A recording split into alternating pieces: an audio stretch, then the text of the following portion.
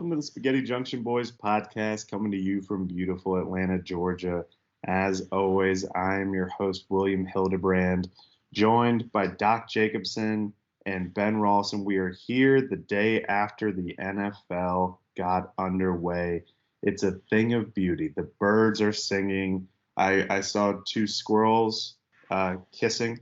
That made me uncomfortable because I thought this was a family neighborhood, but they seem happy too. So we've got the NFL going, we've got gambling going. And so before we get started, I want to thank Rosati's in Buckhead, the #1 place to watch all the football action this fall. Over 100 beers on tap, over 40 big screen TVs. Support the people who support us. Support Rosati's in Buckhead.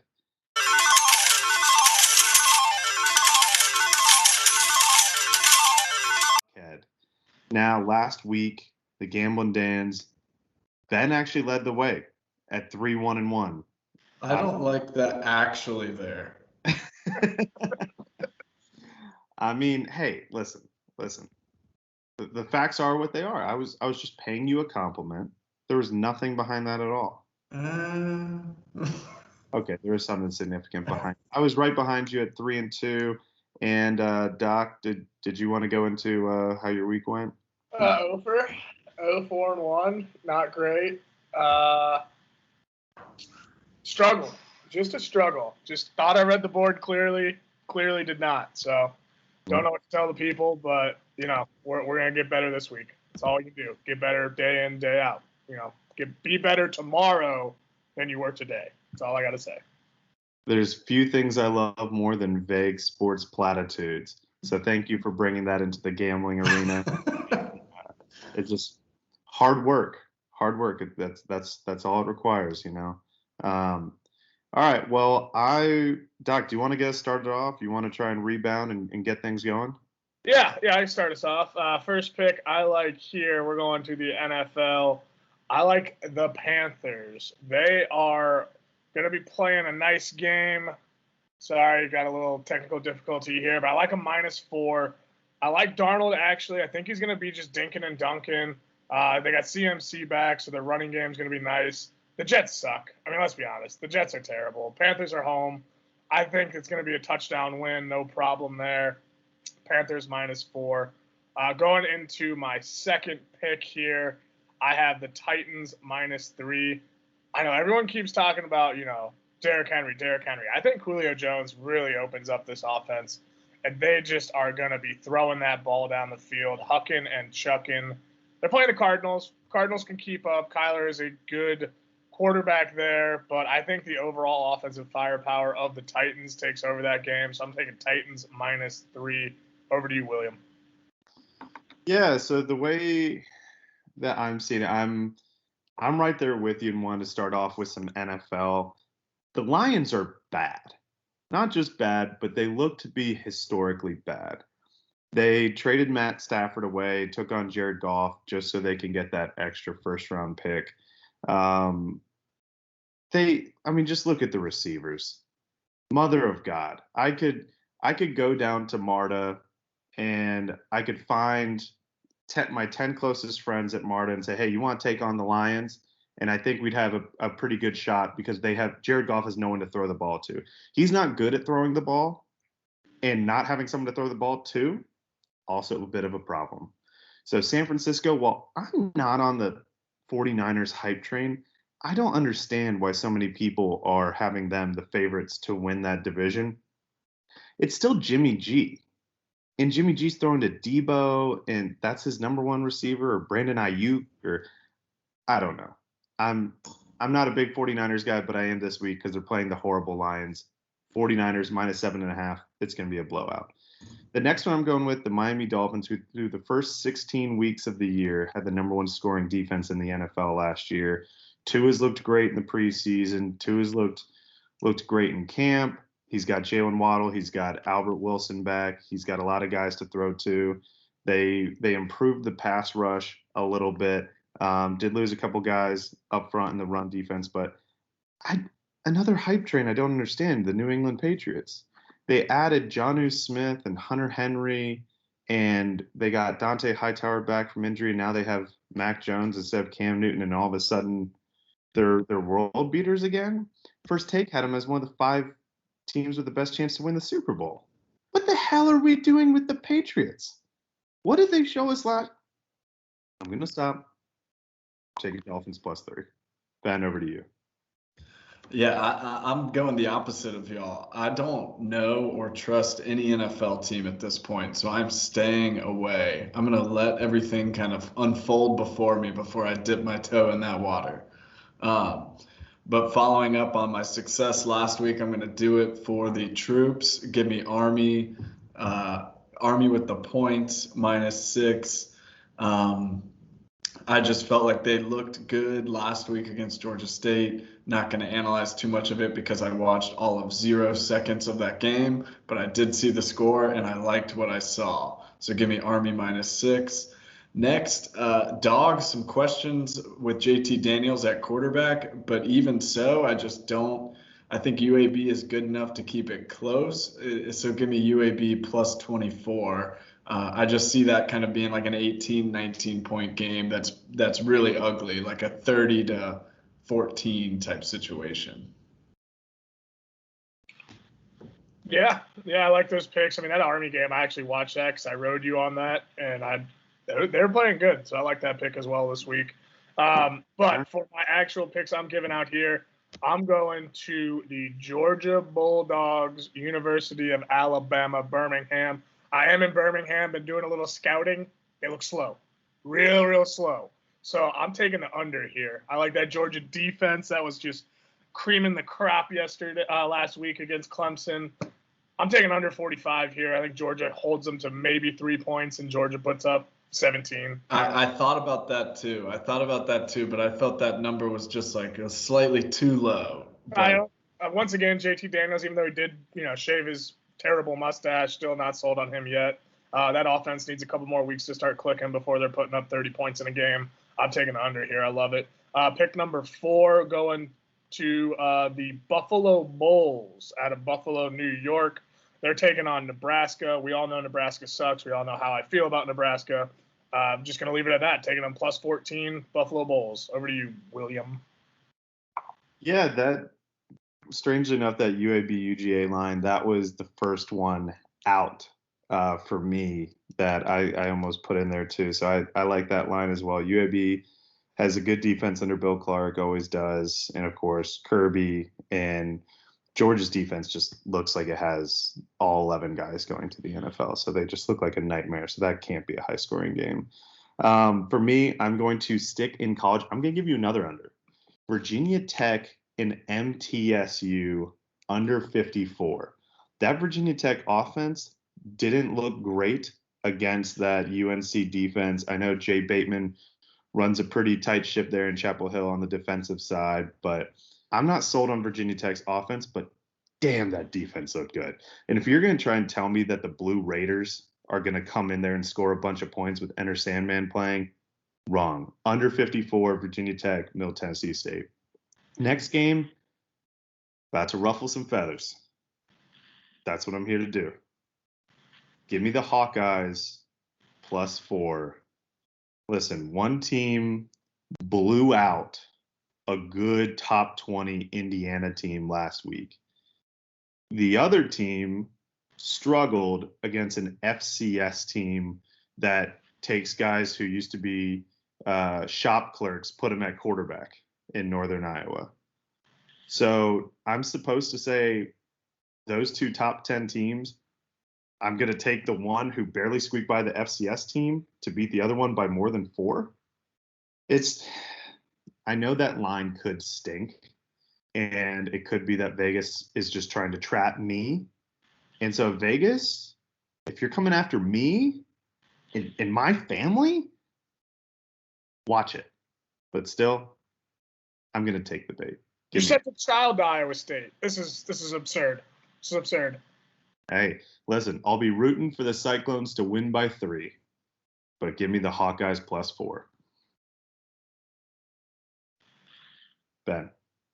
Oh, yeah, my bad. I was just so thrown off by that pick. The fact that you would do that while Doc's sitting right here is And a beat I Iowa. don't know how a friendship responds, but anyway.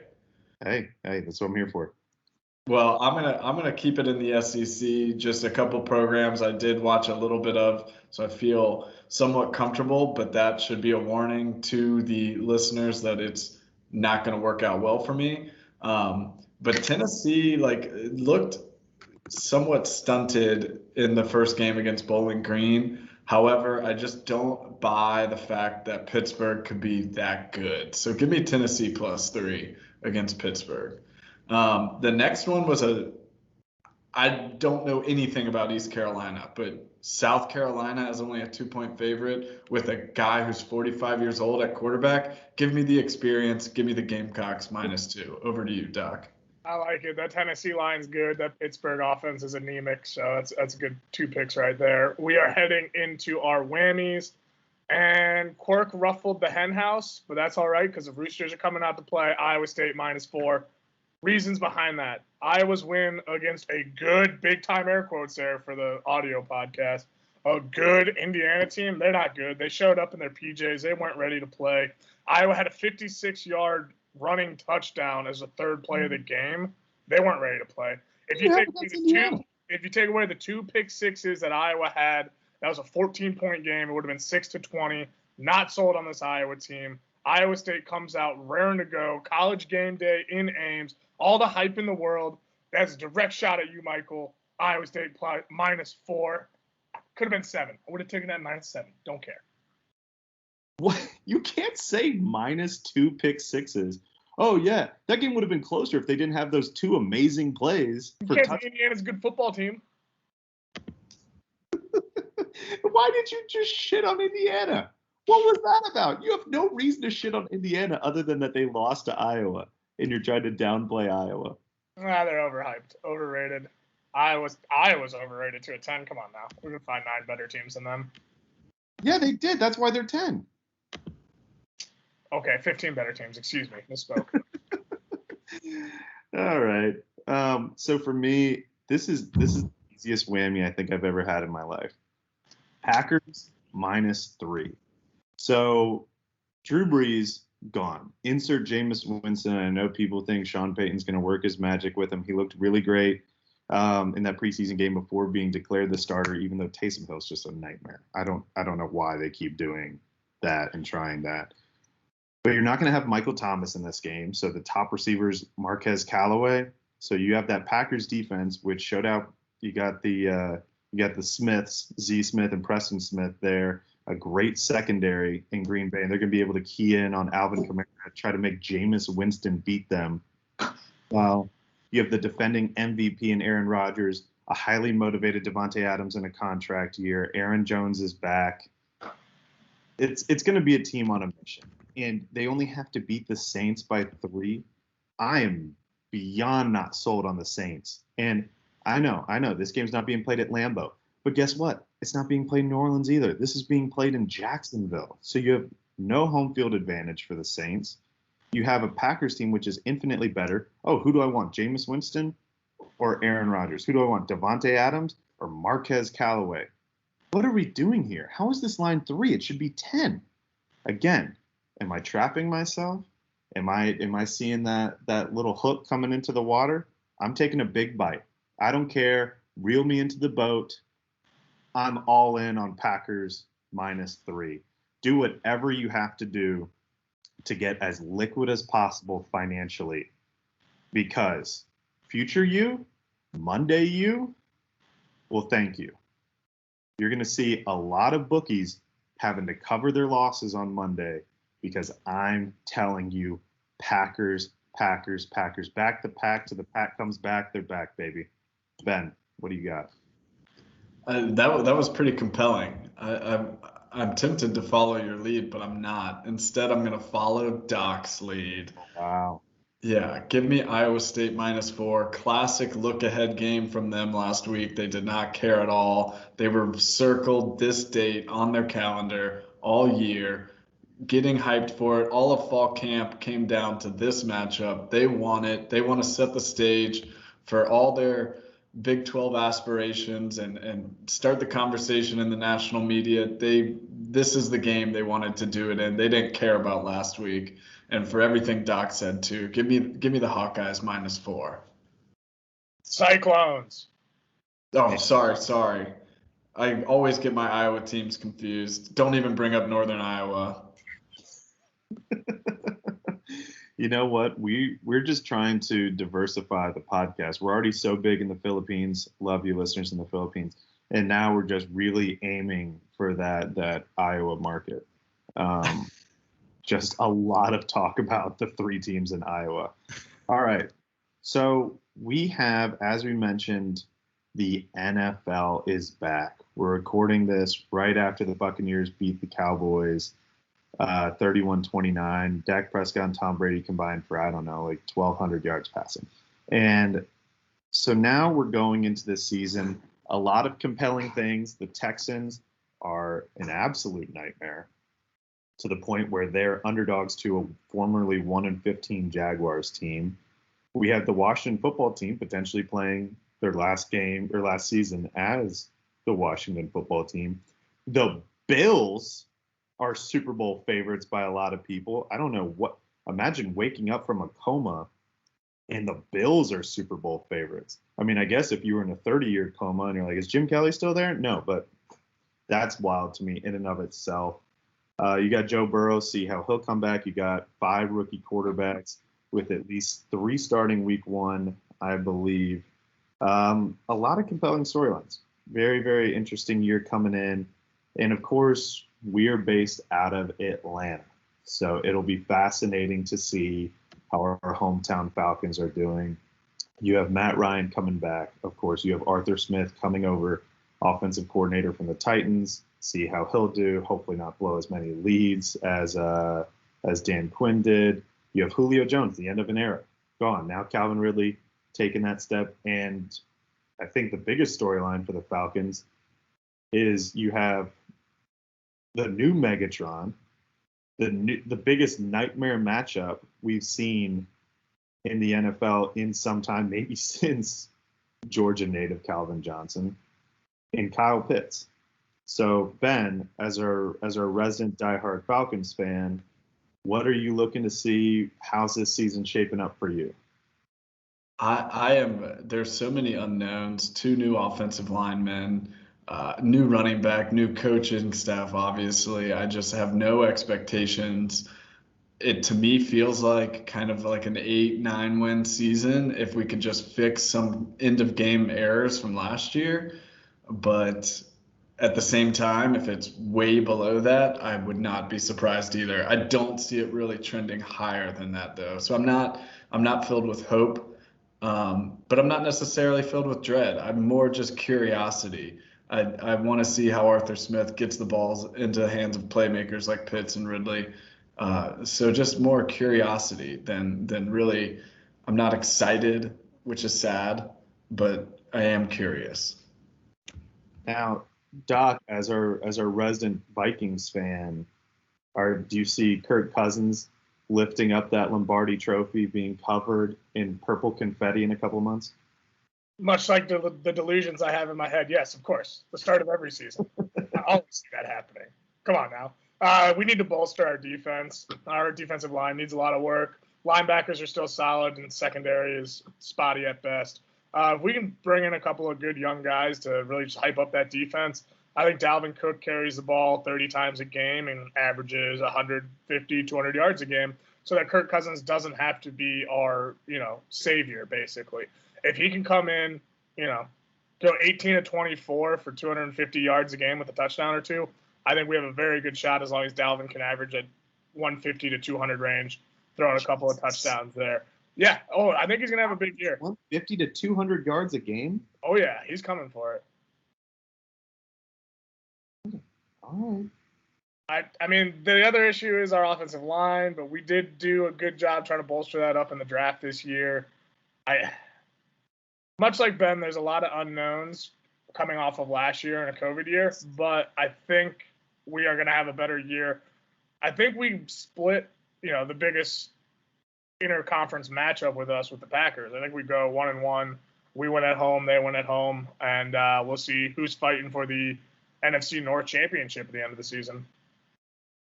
I mean, for me, coming in as a Dolphins fan, I have been filled with so much rage all off season. It's been like a celebrity meltdown, but that hasn't really been perpetrated by much of a meltdown, where there just always seems to be news about the Dolphins percolating seemingly every day. Now the whole thing is, oh, Tua's not a captain. We're going with the Bo Callahan narrative. Do we need to be asking Tua, hey, how many offensive linemen came to your last birthday party? I mean, it's just absurd. And now people are saying, oh, well, Zach Wilson's a captain. Mac Jones is a captain. Give me a break. The Deshaun Watson, on and on and on, seeing what he's inactive for the Texans, seeing if he's going to be traded to the Dolphins and so forth. And Jalen Waddle looks like he's hobbling. Tua was not bad a year ago. Tua showed actual promise of being in the pocket, of being aware. He has great anticipation. Everyone said that, and he showed that again. Now you have more speed at receiver. You have more playmakers. Myles Gaskin's fine, but a lot of receivers. Mike Gesicki's a nightmare, and then you got some other guys right behind him. Defense, Bernard McKinney getting cut, kind of interesting, but Andrew Van Ginkel, bye. Dolphins will make the playoffs. If the Dolphins don't make the playoffs, I will agree to some bet that Doc has he'll be percolating it in his head all weekend long. He can think of it. Just it involves no nudity and no felonies.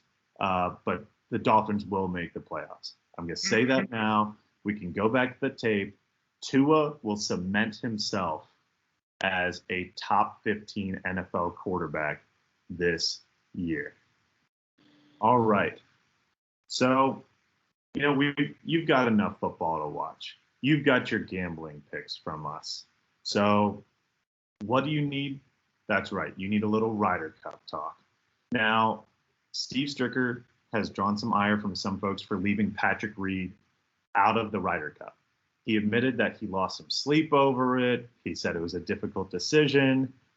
Patrick Reed plays well in the Ryder Cup. Patrick Reed, despite being a world-renowned dick, is one of the better American golfers. But this all just comes down to what you want to do in your foursome when you're going out on the weekends. Do you want an asshole to be golfing with you? No, you do not. Hey, who's this guy that I want him to play fast? I want to have some beers. I want him to be okay that I'm playing Certified Lover Boy as loud as I can in my cart. That's all I care about. And that's what Steve Stricker said. He said, I want to vibe when we're up there in Wisconsin. Okay? I don't need this guy bringing us down, allegedly stealing out of lockers. I just need the boys here vibing. Now, Doc, where do you stand on making personnel decisions based on who's being dickish and not dickish? I think it's a smart play. I think that this being not just a stroke match, it's a team competition here. You have to have continuity between the team, much like an NFL locker room. If you have that one bad apple that's in the locker room, it could take down a whole team. So if you're not at least conscious and aware and trying to make a decision with a little bit of the overall mindset of your team, you're doing yourself a disservice. I think it's very smart to get Patrick Reed out of there. I know he plays this tournament well. And I just think no matter who you pair him up with in the Ryder Cup, he's just going to pull away from maybe how well they can do. And I don't see his play, being that much better than what he's going to take away. So I really like this.